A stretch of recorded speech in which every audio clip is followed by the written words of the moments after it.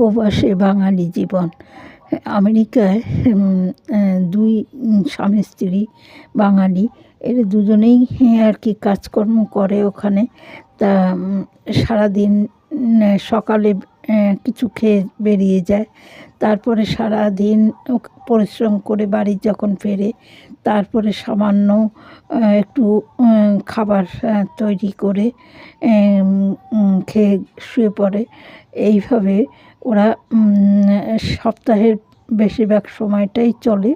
তারপর ওরা ছুটির দিনে, যেমন শনিবারে ছুটি, শনিবার রবিবার, ওই শনিবারে ওরা নানান রকম খাবার তৈরি করে। যেমন এখানে ভেটকি মাছের কাটা চচ্চড়ি করলো, তারপরে কেক তৈরি করলো ২-৩ রকমের, আর মসুর ডাল রান্না করলো। তারপর হচ্ছে পেঁয়াজ চচ্চড়ি মানে করলো, টমেটো সব কিছু মশলা দিয়ে। তারপরে আরও অনেক কিছু আর কি করলো, কাবলি ছোলা ভিজিয়ে রেখেছে, তার একটা কিছু করবে আর কি বিকেলের দিকে।